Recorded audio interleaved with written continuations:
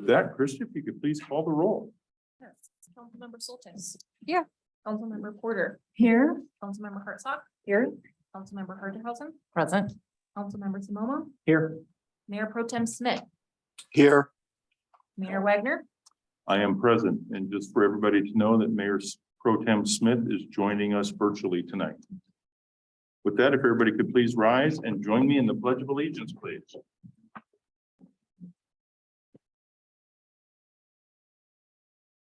I pledge allegiance to the flag of the United States of America and to the republic for which it stands, one nation, under God, indivisible, with liberty and justice for all.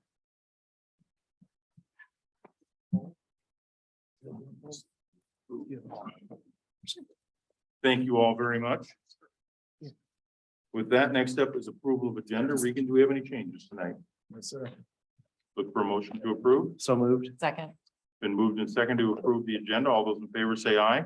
Aye. Any opposed? The agenda has been approved. Next up is public communication. We have Dana here, our Executive Director of the Covington Chamber of Commerce. Welcome. Thank you.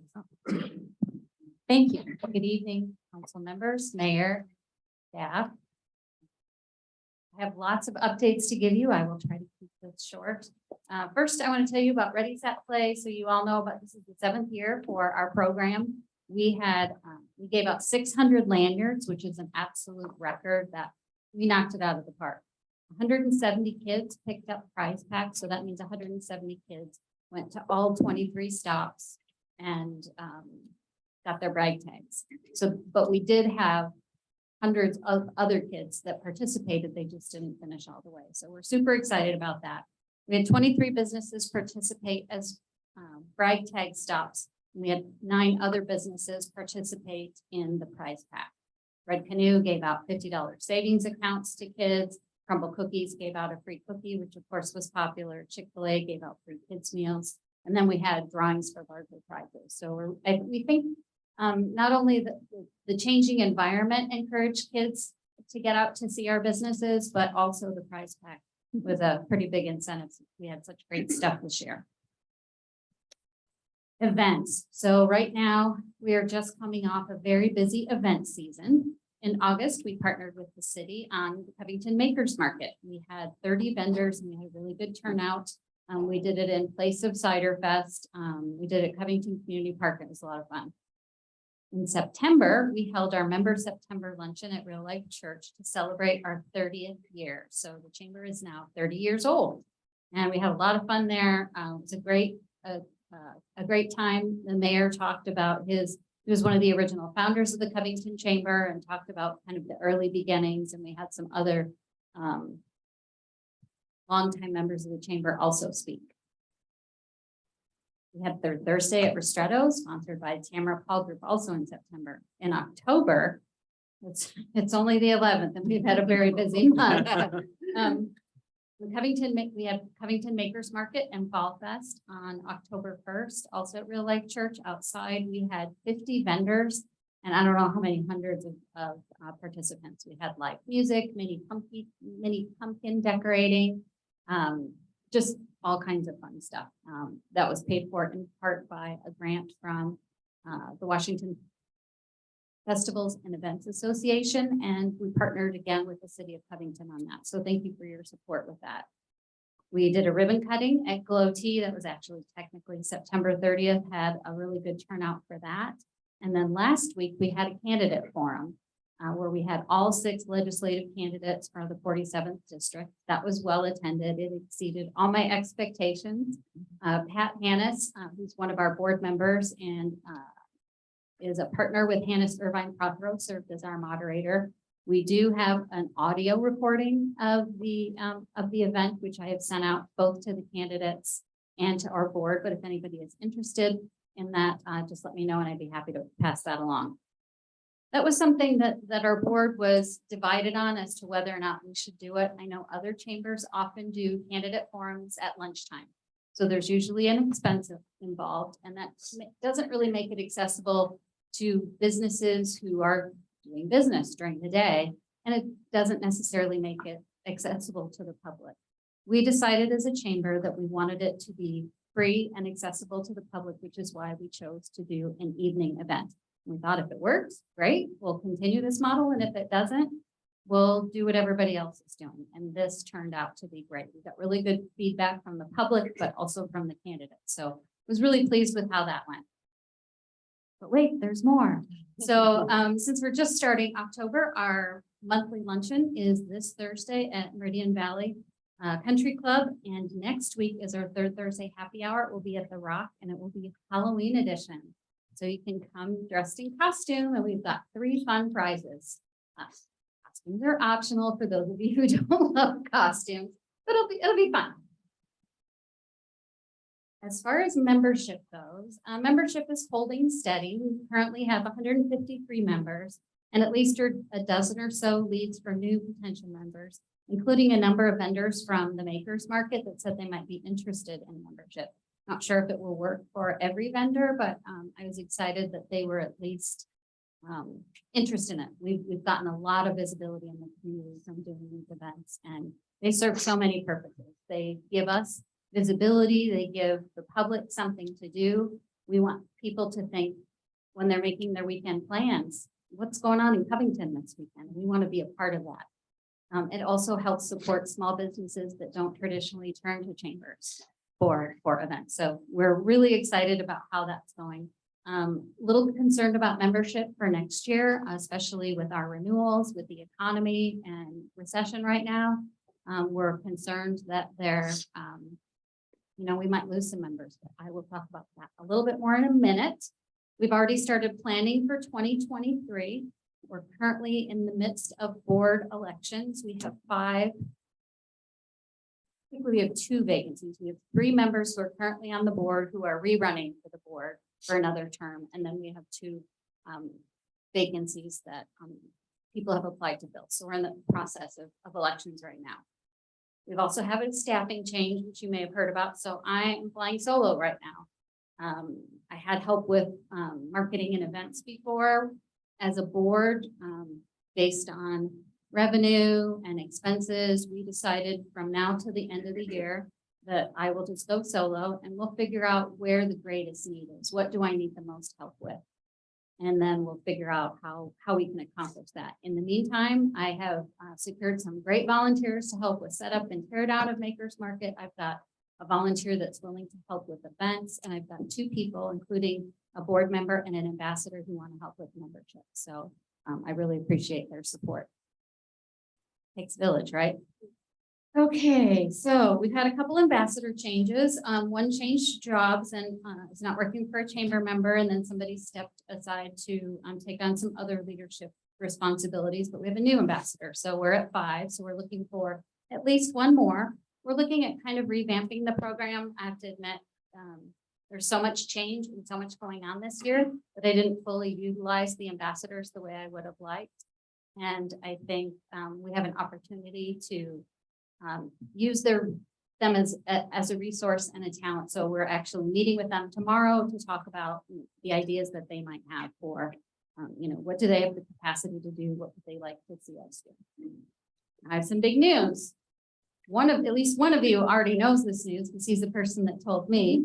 Mayor Wagner called me a few weeks ago and let me know that King County Council member Reagan Dunn is giving us $2,500 for our veteran spouse scholarship. So we had enough funding for this year, but we were going to have to dip into reserves, which the board approved next year for funding. So this gives us another year of funding. So we're very, very excited about that.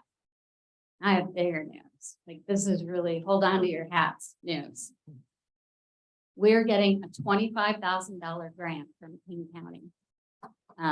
The process started about a year ago. It was supposed to be from the federal government for COVID relief, to cover lost revenue, things that we did to support our businesses during all of COVID. It's no longer going to be a federal program. King County is going to fund it, and I spoke to them today, and they assured me that we can use it for, to cover our expenses. Just as an example, King County was originally going to send us PPE kits in January for us to give out to our members. I had a bunch of members sign up and then King County said, sorry, chambers aren't eligible for this program. I felt committed, so we took $600 out of our good work fund to buy the PPE kits ourselves, so we can reimburse that. There was one event that's very popular, that's a revenue generator for us, but because of the whole, COVID situation, businesses not having enough staffing, the whole ball of wax, there was one, our biggest fundraiser of the year, we're not able to hold. So as long as I can tie that to COVID, we can use the money for that. We could also find other ways to support our businesses. We're talking about some workshops, possibly members that aren't able to renew because of their financial situation due to COVID, we might be able to support them. So lots of possibilities, but I'm really excited that we're getting that money and really appreciate all that the King County is doing for us, specifically Reagan Dem. And that's it. Thank you so much for your continued support, for attending our events, for financially supporting us, and for coordinating and partnering with us. You are our largest supporter and our biggest cheerleaders, and we appreciate you so much. Thank you for being the best ambassadors to the city that we could ask for. Anybody on the questions for Dana? You big question? Beth? So which division of King County is giving the 25,000? That is a good question. Later It's some, I'll email you. Or I can get back to Kristen. She can share it with the council. Anybody else? All right, Dana, thank you so much. And thank you to you and the board and everybody for all the hard work they're doing. So thank you for that. Yep. Have a great evening. Next up is our first of two public comment periods. Speakers will state their name, address, and organization. Comments are directed to the city council, not the audience or staff. Comments are not intended for conversation or debate and are limited to no more than 4 minutes per speaker. Notice to all participants pursuant to state law RCW 42.178.555.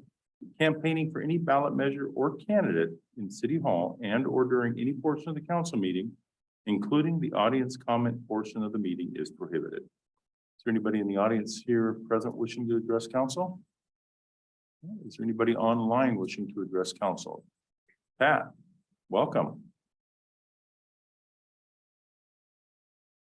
And you are, go ahead, Pat.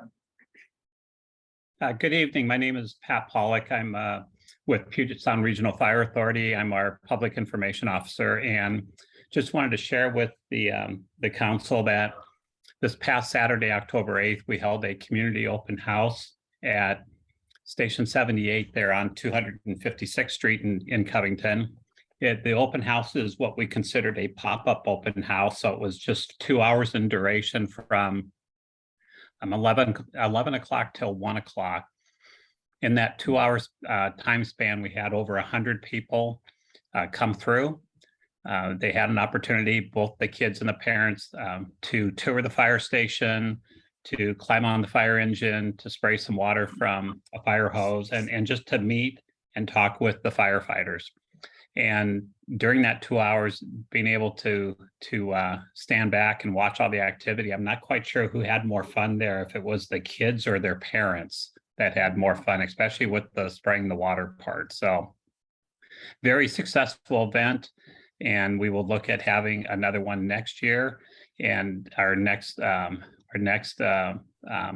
priorities now are starting to gear up and get ready for our Toys for Joy program, which will also serve City of Covington residents, as well as some of the other holiday programs, the Jerry Woods fire engine, and then also your tree lighting. So just wanted to provide you with that update, and happy to answer any questions you may have. Pat, thank you very much for being here tonight. We greatly appreciate everything that you do, but also everything that every one of your members, firefighters, and the entire Puget Sound Regional Fire Authority for all that you do and stand for. So thank you. Perfect. Thank you very much. Is there anybody else in the audience on virtual wishing to address council at this time? Seeing nobody raise their hand, there will be a second opportunity for public comment towards the end of the meeting. Thank you. Next up is approval of the consent agenda consisting of items C1 through C8. Is there a motion to approve? So moved. Been moved and seconded. Moved by Christina, seconded by Debbie to approve the consent agenda. All those in favor say aye. Aye. Any opposed? The consent agenda has been approved. Next up is new business. Item number 1 is to consider appointment to the Human Services Commission. Council, what's your take action tonight? Oh, let's raise your hand first.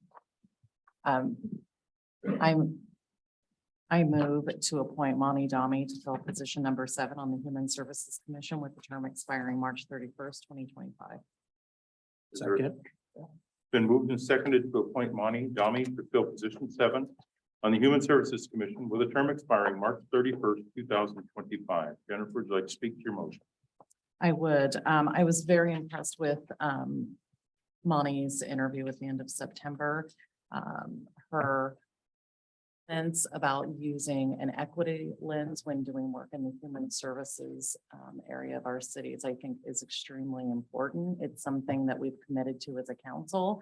And I think taking action and appointing someone like Monty, who has a wealth of experience in her work life and personal life and her volunteer, will really bring that value to the Human Services Commission. Thank you, Jennifer. Joe, would you like to speak to your second? Monty's just the all-around person that we need on the Human Services Commission. Her attitude to wanting to serve, but not serving in the capacity of I know everything. I should be out there to help. Is I know enough to get myself in trouble, so I'm going to get out there and help others so that we're not getting in trouble. And her feeling, when she said the most important function of the Human Services Commission is to provide services of mental health. As someone who's had mental health struggles, as someone who has people in their family who've had mental health struggles, that is tough. And knowing that she wants that to be a major priority of human services in a time where we're seeing more people needing these services, that is a great thing. And I think she'll be wonderful for that. Thanks, Joe. Is there anybody else wishing to speak for or against the motion? All right, it's been moved and seconded to appoint Monty Dami to fill position number 7 on the Human Services Commission with a term expiring March 31st, 2025. All those in favor say aye. Aye. Any opposed? Thank you. Congratulations, Monty. Next up is new business item number 2. City manager presents the 2023 budget message. Regan. Thank you, Mr. Mayor and council. It's hard to believe that it's that time of year again that we're here.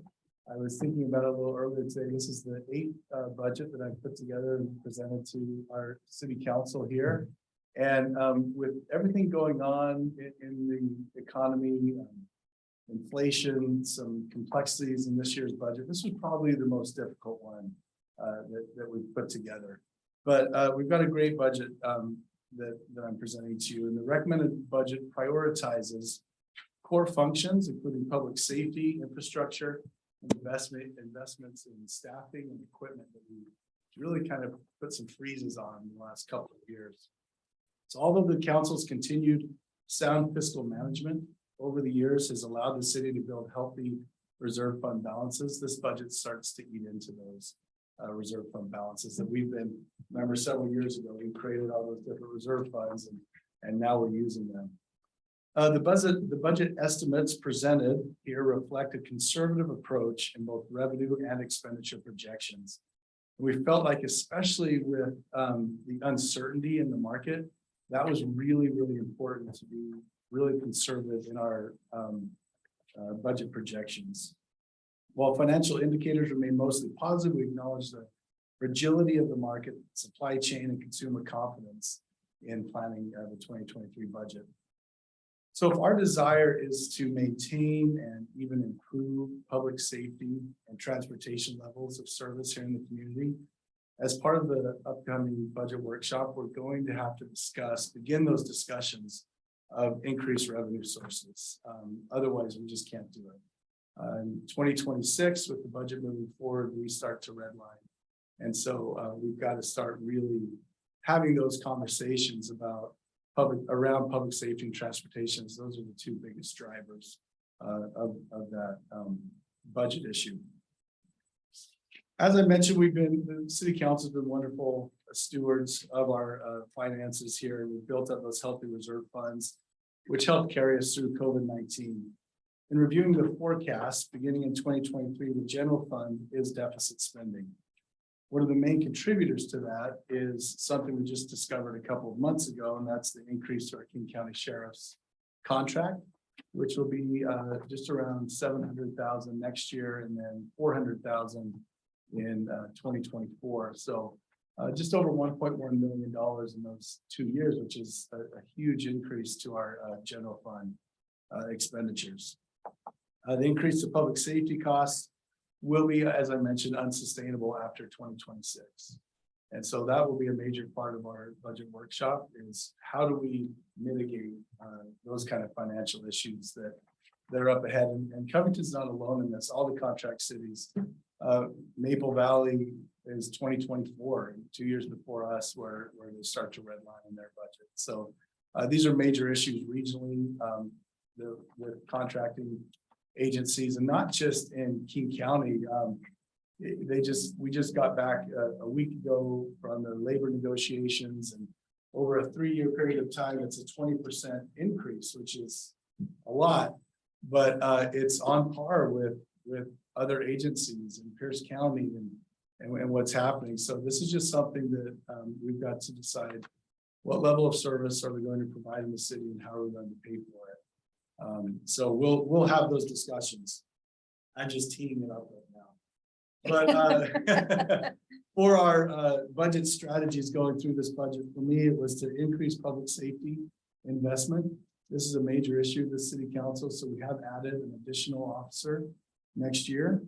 We've funded several infrastructure improvement projects, funded equipment needs, and increased staffing to appropriate levels to meet the ongoing demand that we're having. So now I'll quickly review just each fund that we have before you. We're forecasting a 0.8% total increase in revenues in the general fund. So the general fund operating budgets on the expense side is 17.5% higher than what we're estimating we'll end up at in 2022. This is due in part to the increase, as I mentioned, in the police contract, 4.4% COLA, and that's something usually this council has funded 100% of the CPI for the COLA, and that's just something that was, again, unsustainable with the 9.6% CPI. So we put together a 5-year rolling average, which put it at 4.4%, which is on par or lower than most of the other cities that I've spoken to regionally.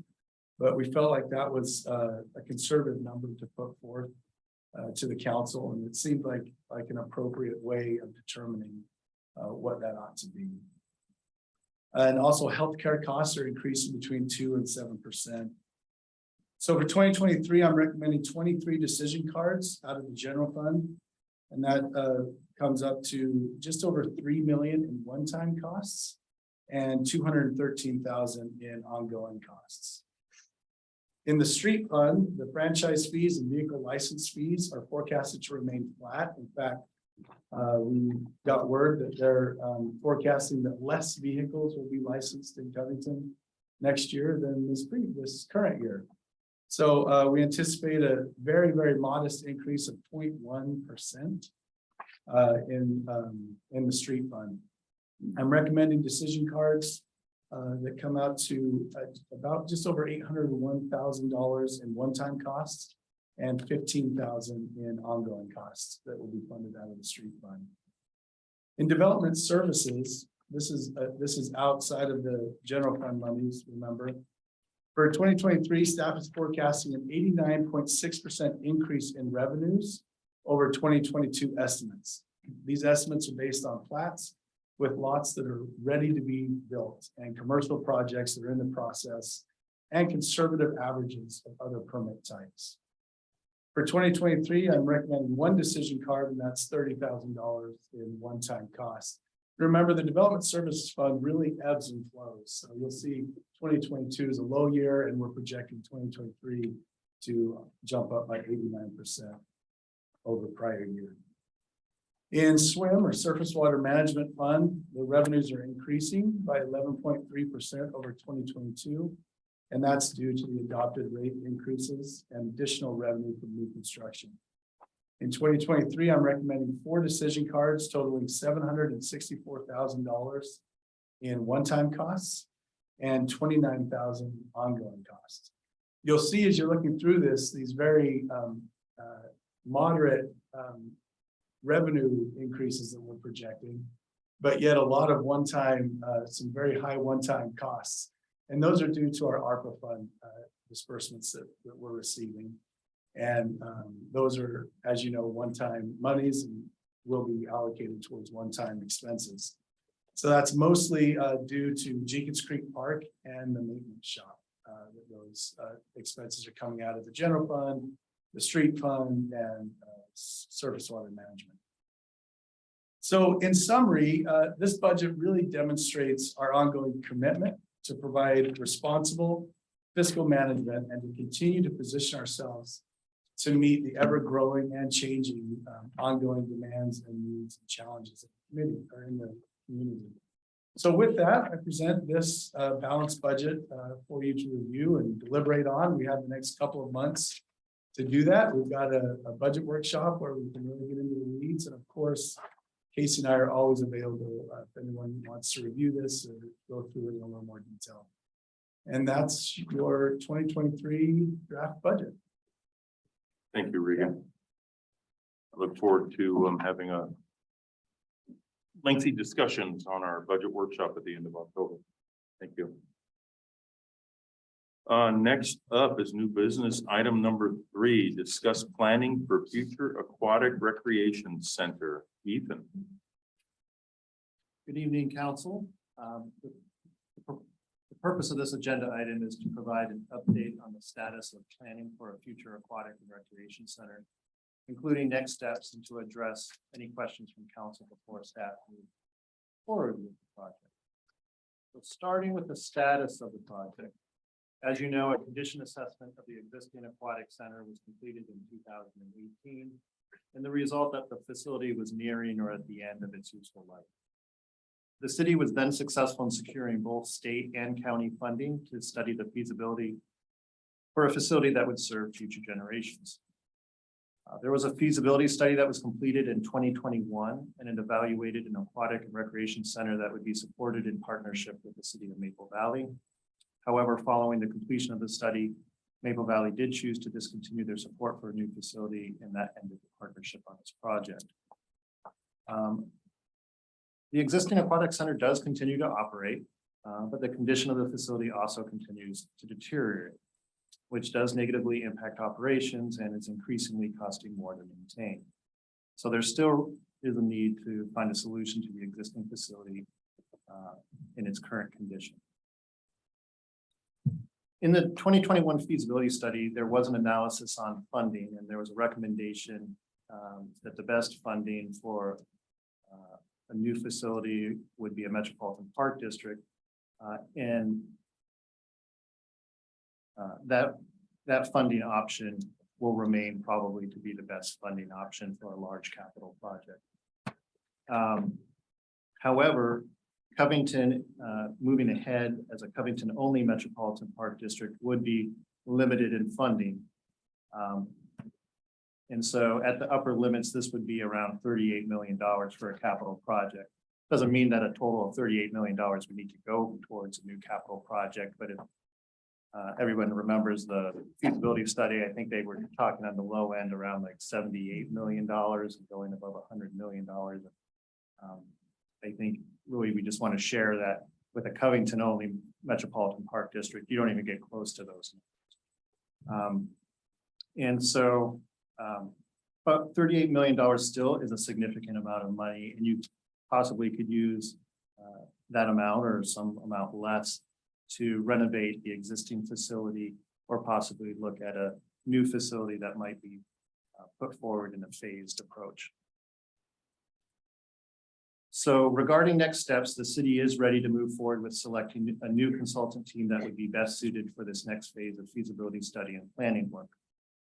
And the initial scope of work would be, one, to complete an evaluation, analysis, and cost estimate to improve the existing facility.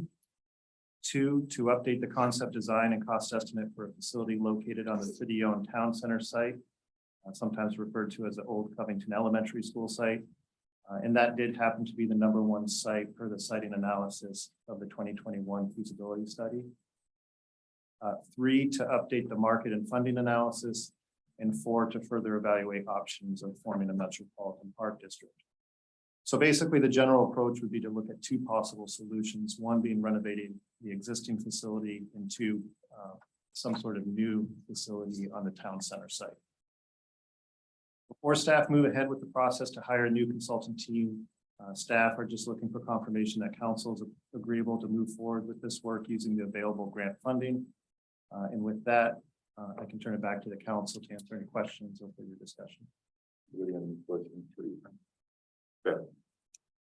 Can you remind us, I know it's been 4 years, so I'm sure that cost has changed, what that what that initial assessment had the price tag for renovating the current, was it 25?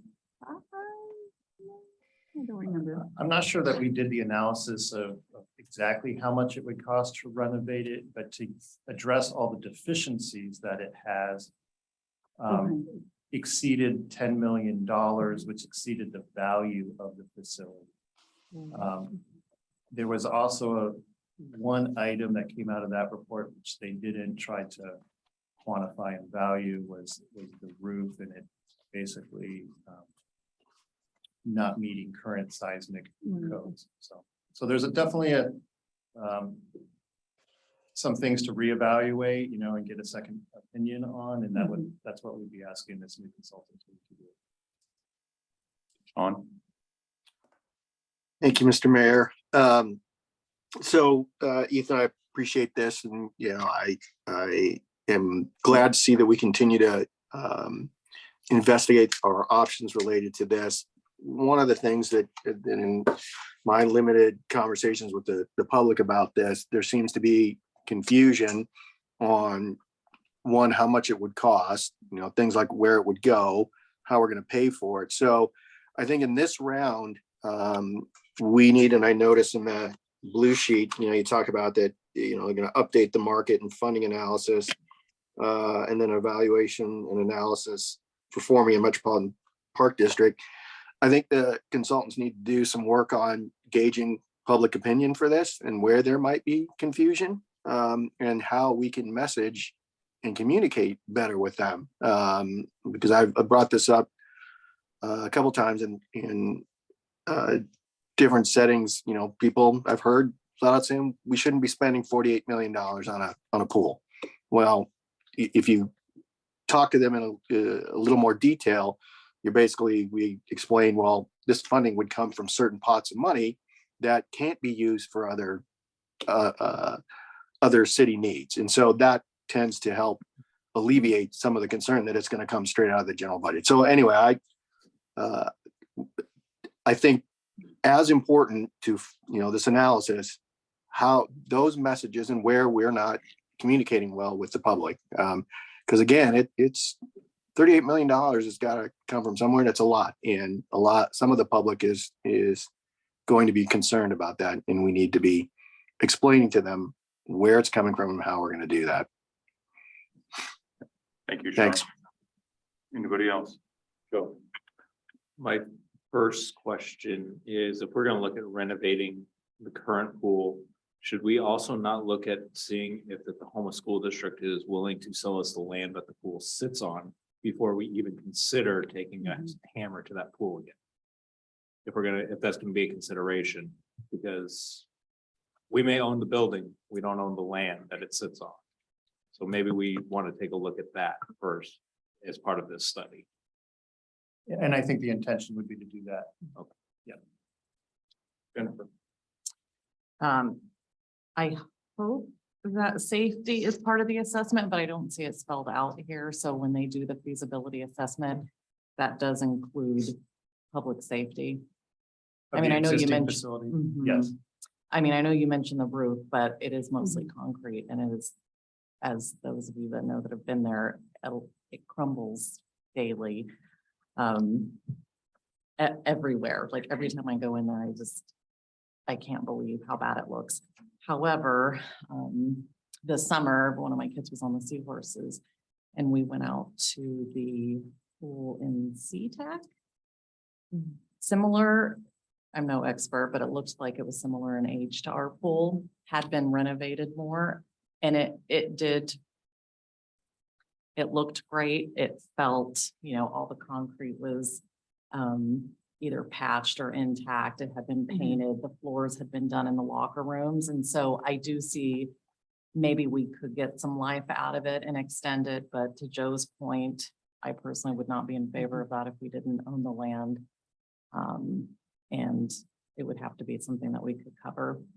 My second question is, have we reached out to organizations like YMCA or private organizations to please put a pool in community center here?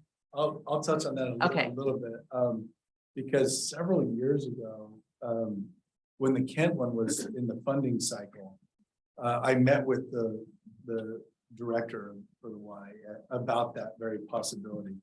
And they said, we'd love to, why don't you contact us in like 10 years?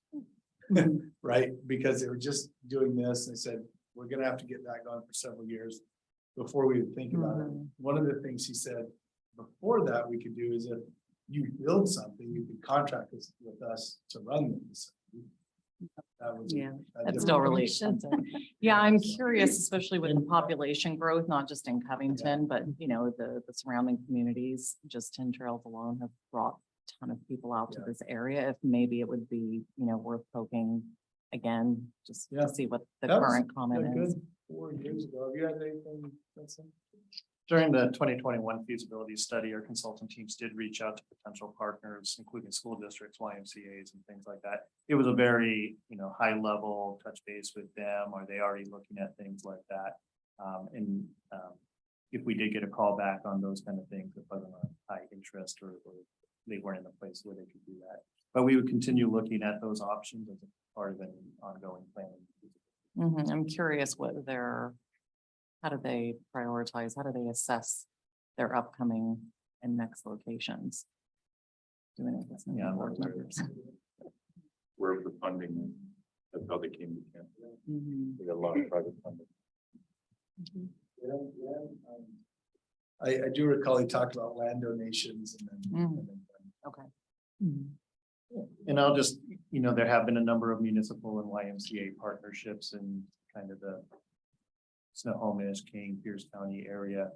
And their model is largely to have them paid out of municipal pockets along with their capital campaign, but it's largely municipalities building them and then having the YMCA operate them, sometimes even at a subsidy, so. Christina? Yeah, thank you. I would hate to change out the engine of a 40-year-old car that we're leasing. Only to know that, tomorrow something else is gonna go and something else is gonna go. I know that seems like maybe a viable option because we're already there. But when I was on that steering committee, Jeff was as well. When we explored this community center, it was supposed to encompass multiple cities, right? Is there a potential? I know we're going to go back into an analysis again. Could we, and it was over 70 million, well over 100, depending on what we wanted to do. Could we maybe humble our design a little bit?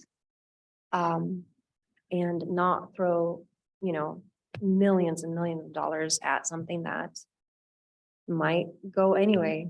And again, not on our own property, but just maybe reevaluate what the needs are. And yes, of course, it would be nice to have something that encompasses multi-city residents, but maybe it can be a little more simple and something that works. New is always better. It's not going to break for, a long time. And just something to think about as we go back into reevaluation. Yeah, I think, I didn't put in the entire scope of what we'd be asking our consultants to do into the blue sheet, but we would be asking them, looking at like building efficiencies, everything from how can we make sure the materials and the designs are cost effective as well as for operations and things like that. So yeah, we'd certainly be emphasizing that as much as possible. And I'm not sure if that was, I think they did it in 2020, you said?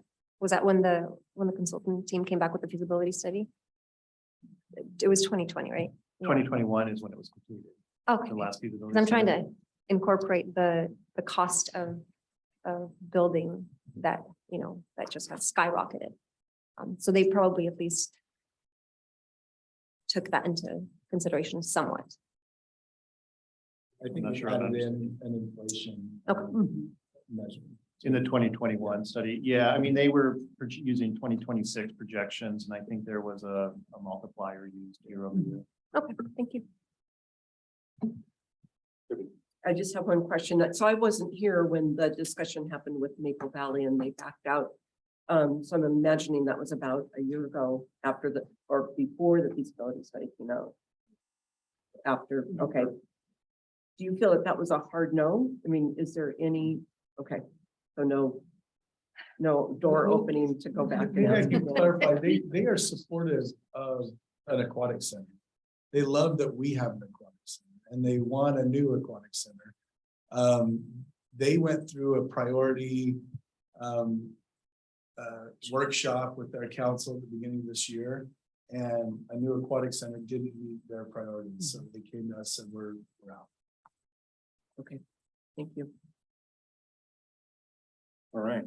Before us tonight is to get a council consensus to let Ethan know that council is agreeable to the scope of work above to continue with feasibility analysis and planning work.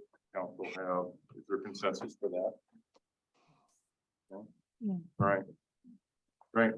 7 in favor of it moving forward, Ethan. Thank you. Thank you. Next up is new business item number 4, proposed ordinance adopting a complete streets policy and approach to the design and implementation of transportation projects in the city of Covington. Welcome, Bob. How you doing? Mr. Mayor, Council, thank you. I just realized I haven't been forward in front of you in person since 2019, so it's a little emotional. And I didn't know about this new camera either. I would have skipped dinner.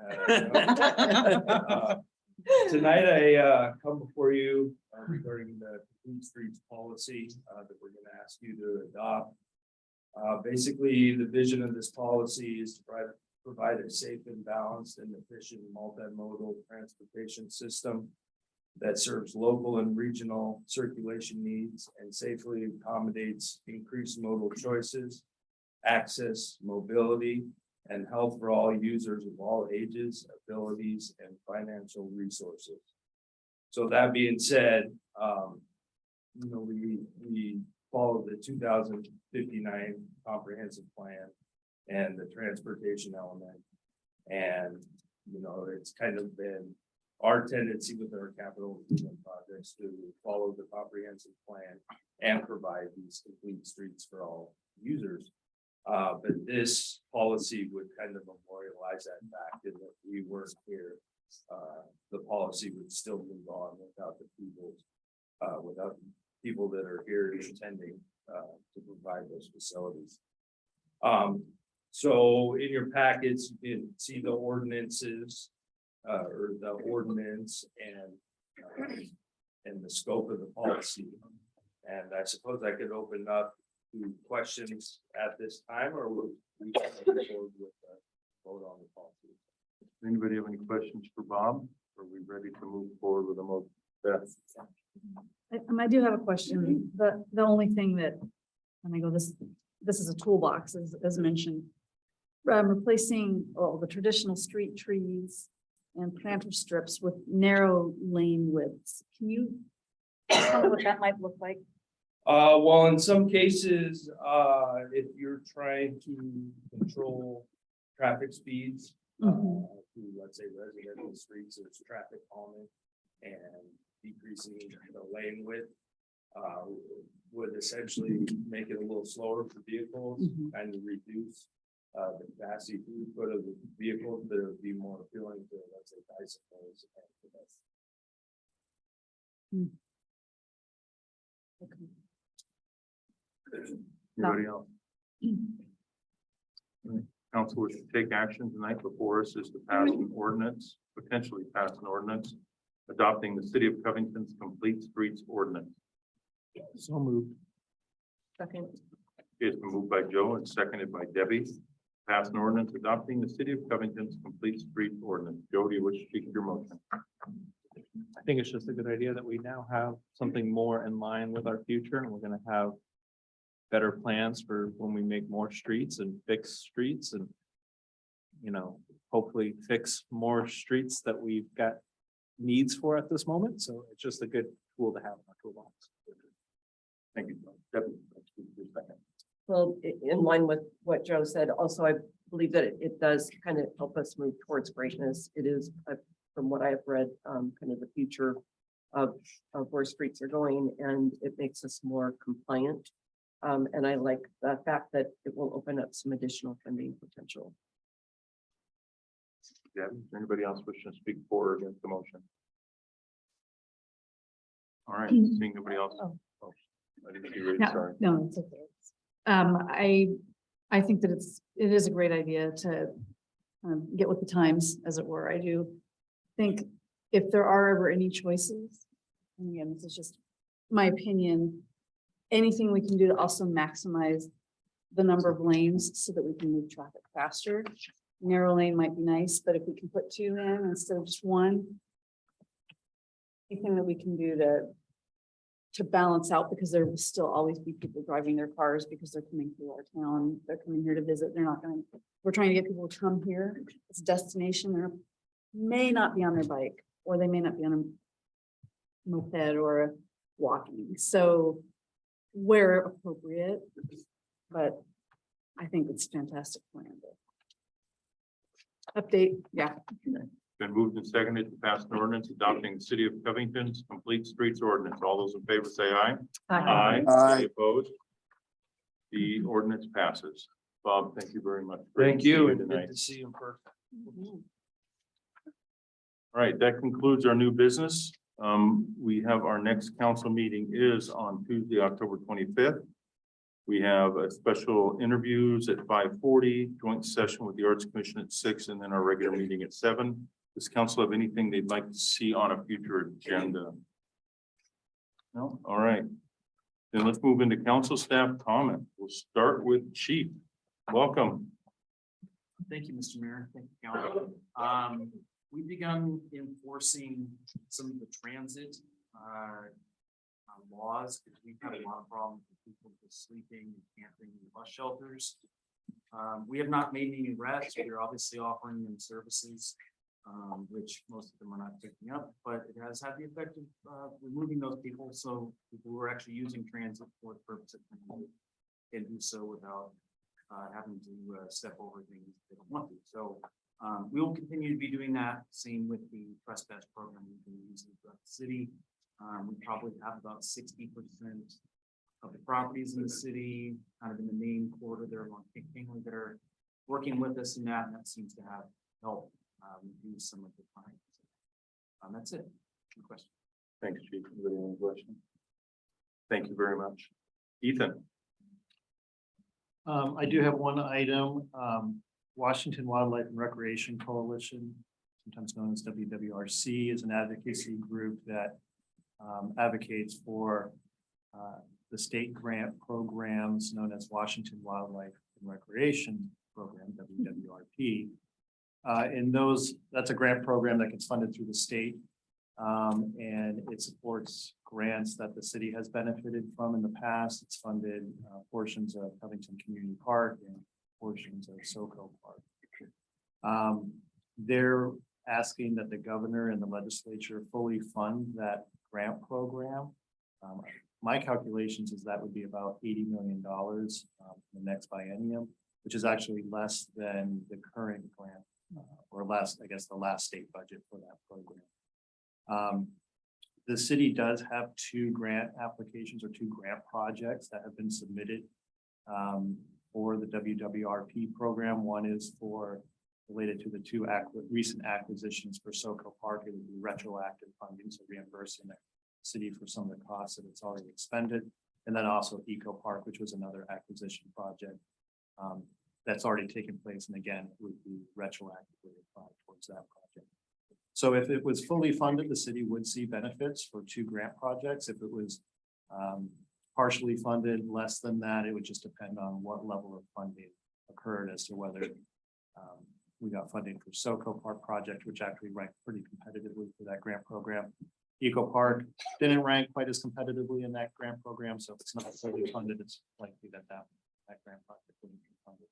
So the question I have for the council is, WWRC is asking for agencies or staff to sign on behalf of the agencies in support of that full funding request. And so if there's consensus among staff, I can sign on behalf of the city. Or if the council doesn't want to do that, then I wouldn't sign on. For consensus from council or staff? I would sign on behalf of the city, but I need Okay. consensus from council. Okay. All right, All right, thank you. got it. Thanks, Ethan. Don? Thanks, Mayor and Council. I just have one thing a little bit related to just construction. Obviously, we've got a lot of construction going on out there, and our project on 256 and Highway 18, we have another big closure this weekend. Just kind of like a few weeks ago, they dealt with what I would say was the west side off ramp, the west side of the interchange, and now they're going to be doing the east side in a similar type basis and closing that ramp, and that's going to kind of change a lot of that. That's at least where they are right now and planning to do. There's been a lot of changes on things, but where that sits right now is what they're going to be doing out there. But there's definitely been a lot of activity and moving in that moving quite quickly. And as you've seen also in 516 and Jenkins Creek Bridge, they have restored the creek, and that's now flowing back on that, and they'll be able to work outside the creek area and continue now to start building the bridge on the north side. And then that would be the plan through the winter, and hopefully be able to then shift traffic all over onto the north side and redo the same thing on the south side and do that again during the summer. And kind of repeat that process again. So definitely moving quickly, and they've been on schedule. And so we're excited that they're doing that. So happy to ever answer any questions if you have, but that was just a little update about this project. All right, thanks, Don. I have a question. Oh. The roundabouts at the Highway 18 interchange, about when do we expect that to be done? They'll probably be in functionality, where it's probably, I would say, and Bob, you can jump in here, in early next year. They'll likely be like final paving, that type of thing happening more so in the spring, early summer, for it to kind of finish up. But the way they're going right now, most of how they'll be functioning, I would say early next year, if not sooner, depending on how well things go, like this weekend and things along those lines. Okay, thank you. Is that close? Yep, perfect. Thanks, Don. Selena? Hi, good evening, council. Good to see you. I just have 2 things I want to share with you. Dovetailing a little bit on the SR 18 work that's associated with Lake Point. The community development staff met with Toll and Brookside, I think last week, to really start digging into their project. So we have this development agreement in front of us, with all the rules and regulations that apply to them. And now we're really sorting through, how do we implement this? How do we make it happen, right? And so there's a lot of great work moving forward on that. I'll have more to report as we dig into to really actualizing that DA. So that's exciting. They are eager to get going. They're talking about how can we get a couple projects under construction. So it's exciting times. The other thing I also just wanted to mention, which was a big win for community development, is that we have a subdivision that's under construction that started today. We haven't had a lot of construction projects out there. We've got a few little plats there, here and there. This project is particularly interesting for a couple reasons. One, it's been around for a while. It's called YVAG. It's across from Covington Elementary out there on 156. It's a 31 lot subdivision. So that's exciting that they've got movement. And second, community development is kind of stress testing a concept or an idea for how we can help get projects out to construction. One of the things we heard from master builders, and I know the mayor and Regan were part of this, was that, you know, how can we kind of get moving when the weather's good and kind of work on phasing maybe these construction projects a little bit that allow us a little more flexibility in the field. That can be challenging when you have limited staff. You know, like we can't do kind of 5 things at once. You know, it's sometimes easier for us to just do it from start to finish and then hit go.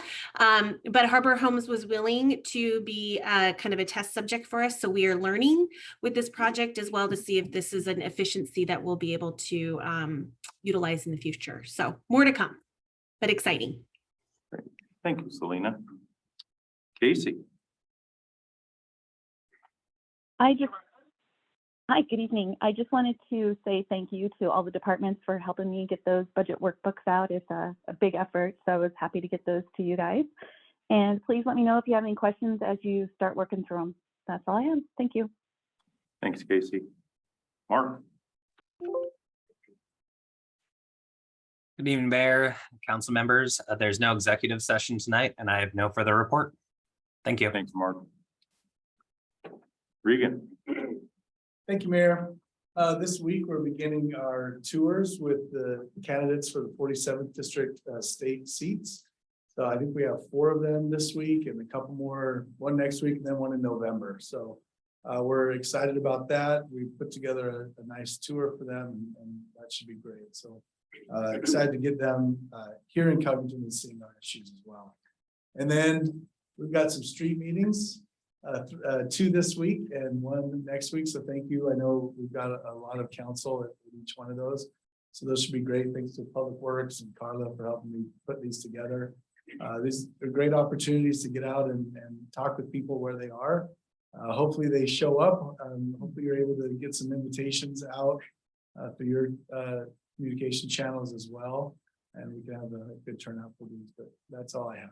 Thank you. Great. Thanks, Regan. Krista. Nothing tonight. Thank you. Thanks, Krista. Christina, do you want to go? You want to wait? I think I'll try it. Okay. Sorry, Bob, you were so impactful that I immediately choked on my own water. I suggest you don't inhale water. The open house at Covington Elementary was amazing. So many kids, so many happy faces. It was just really cool to see honestly, the food trucks were such a hit. I was walking back to my car and somebody was driving by and she goes, "What's going on? Can I just get some food?" Because it was so cool. She was just talking to her mom about a specific food. The food truck was there. I thought it was really cool. Great coincidence. Wonderful time there. And then, the candidate forum. What a good turnout. I like that it's in the evening, not over lunch, very simple, down to earth, and at Real Life Church, I thought it was a really good turnout. Wonderful to hear them in a way that we probably wouldn't be able to hear them otherwise. Otherwise, thank you. I'm looking forward to tomorrow. It's going to be at the Reserve, right? If you have more of those, I have a little minion that will literally go door to door to door. Even, yeah, I'll take a few just because he loves doing that and he's so proud. The minions are the best, especially when they're fast and so cute. But yeah, thank you guys. Can't wait to see you again and for the budget workshop. Ooh. Thanks, Christina. Beth. Looking forward to getting some of the road projects complete. It's great to see that progress. And the sidewalk outside of Cedar Valley Elementary, that's coming together really well. That's fantastic. So appreciate that. Appreciate Casey putting the workbook together and the team, the rest of the team too. Looking forward to digging into that for a glass of wine or two.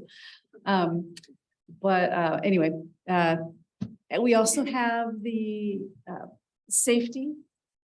public safety open house. As a reminder, on Monday, the 24th, from 5 to 6:30 p.m., I believe, here at council chambers. I think it just got put to the calendar. So it'll be, if anyone had gone to the one that we had done, well, there was one for businesses and then there was one the chamber did. It'd be similar to that, but the audience would be more of the general public. So trying to promote that. And appreciate that.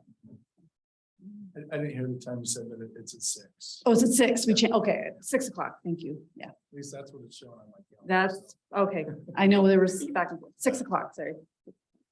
Thanks, Beth. Uh-huh. Sean. Thank you, Mr. Mayor. I've just got a couple things. The Puget Sound Regional Fire Authority had its most recent meeting last Wednesday. We had a couple things on the agenda, one of which you've probably all been hearing and reading about this, but the RFA will more formally roll out the FD Cares program, which is a new approach to preventing issues in the community from becoming emergencies. So in a nutshell, the fire department will have nurses and social workers on call that when a fire vehicle is dispatched, firefighters can do an assessment and basically determine whether this actually needs a different type of response, like a nurse and social worker. They'll roll out and actually take over that call. So the RFA plans to do more outreach on this starting November 1st and really start pushing it on social media to let the public know that this service is now available. We also talked about at the last RFA meeting that the city of Tukwila is now being incorporated into the RFA. So the Puget Sound Regional Fire Authority will stretch from Maple Valley all the way through Covington, Kent, SeaTac to Tukwila. So it expands the reach of the fire department and adds additional resources to the Puget Sound Regional Fire Authority. So I know they're excited about this expansion and the bringing in of new firefighters and new capabilities. So that will start on January 1st, actually. And then finally, the RFA did approve the purchase of 3 new pumpers, which I learned is the same term as a fire engine, basically can pump water onto fire. So this will expand, again, the RFA's capacity as well as upgrade some of the current engines that we have out there. So I think that's it. Yeah, thanks. Thank you, Sean. Yeah. Debbie. Thank you, Mayor. I also attended the candidate forum that Christina was at, and it was a great forum, well attended. It was nice to see the diversity of our candidates. And just a common theme that we heard from them is around focus on affordability, affordable housing and attainable housing, and on public safety. And then we also heard a little bit around those 2 items at the SCA networking dinner last week that Joe and I attended. The speaker talked about the importance of Boeing and Microsoft as kind of anchor businesses in our Puget Sound region. Boeing started in World War II, and they're still hiring. They're pumping out now like 737s a month, which is why my husband retired early. He was on that line. But the speaker also talked about the importance in our area of affordable housing. So I think we're just going to continue to hear more about that theme. And then something that I wanted to share, unrelated to all of that, is just a great community project going on that's partnered between the Covington Rotary, and the storehouse, and that is the Backpack Buddy program. So if you're not familiar with that, that's the weekend food packages that go home mostly to our elementary students, some middle school and high school. But the unique thing about this program is that we've got the Interact program, the youth at Kentwood High School packing that food, which was a vision years ago as an adult volunteering to pack these backpacks that were going out to the students that are on the free and reduced lunches and need the food over the weekend. We had this vision of someday we wish it was the kids in schools packing these bags of food, because then it's a peer-to-peer and they get that empathy of what their schoolmates are going through. So it's shifted now to the Interact Club at Kentwood High School.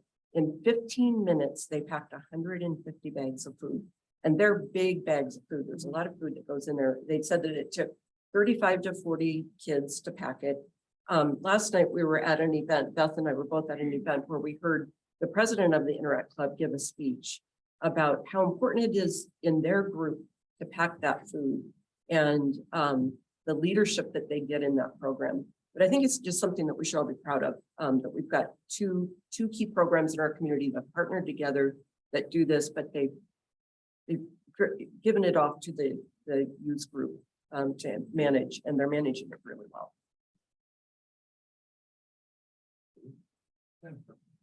That's awesome to hear that, Debbie, because I have helped pack those and I'm like, since before COVID, and I'm like, whatever happened? It's great to know. That's awesome. So I wanted to say I was really impressed with the Parks and Rec special meeting beforehand. It's always great to hear from them. One of them mentioned, back in 2007, I was reflecting back, we didn't have a sports program. My kids were in CCS, a volunteer run organization. And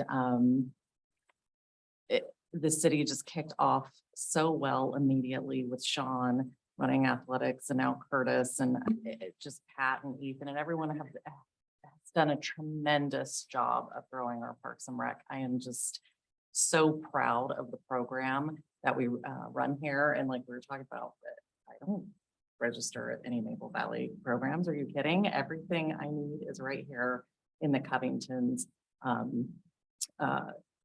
catalog that's sent out to our home. So kudos to just everyone behind that effort.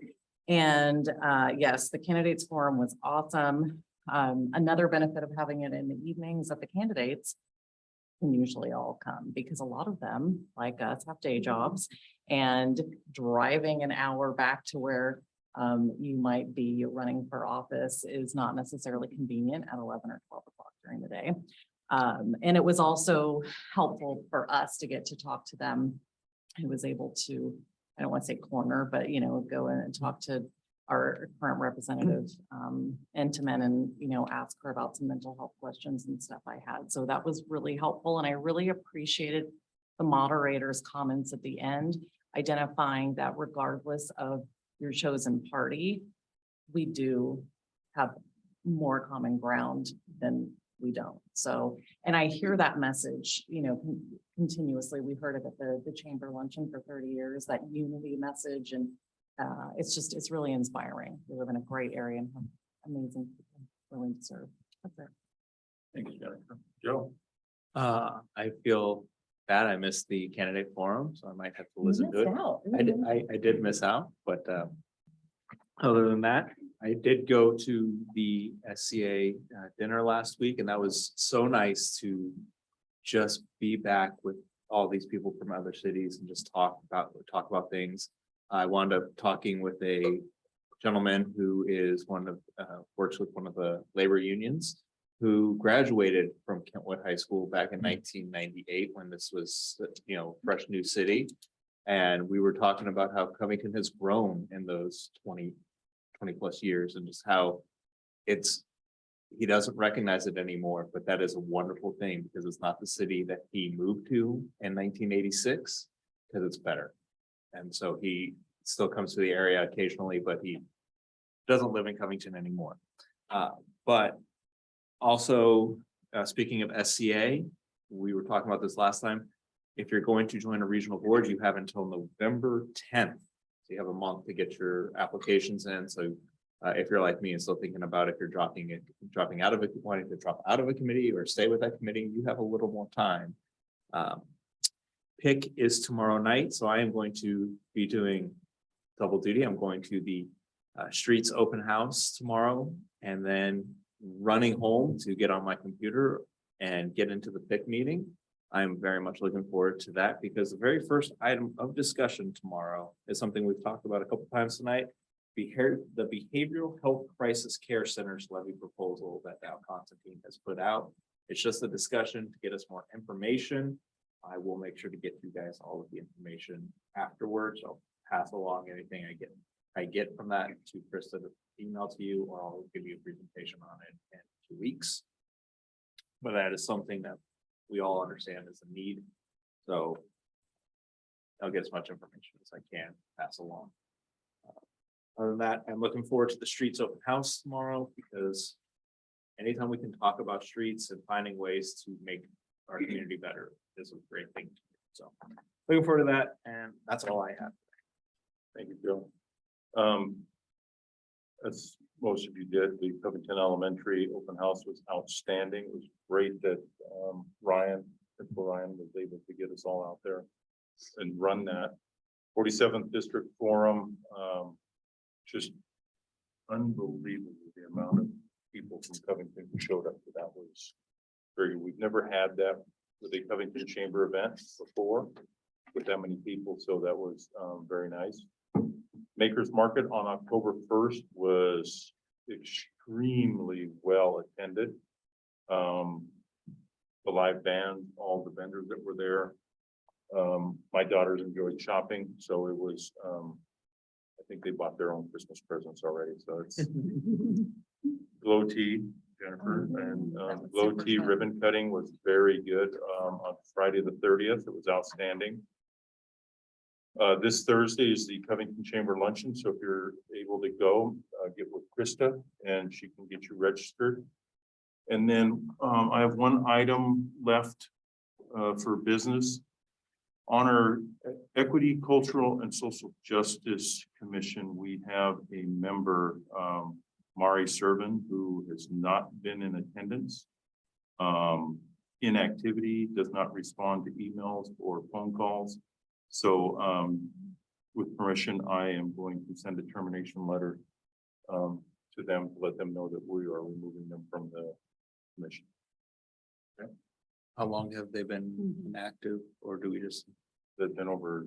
It's been 6 or 7 months since. Oh, yeah. they've shown up and haven't responded. Yep. to anything. Yep. So, okay, with that, that is the last of my comments. This is the second opportunity for public comment. Speakers will state their name, address, and organization. Comments are directed to the city council, not the audience or staff.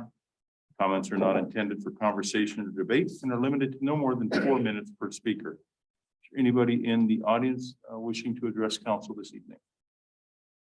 Is there anybody online? I see nobody online. So with that, with no executive session tonight, this meeting is adjourned at 8:15. Thank you all very much. And I hope you all have a very good evening. We will see some of you tomorrow night. Good night.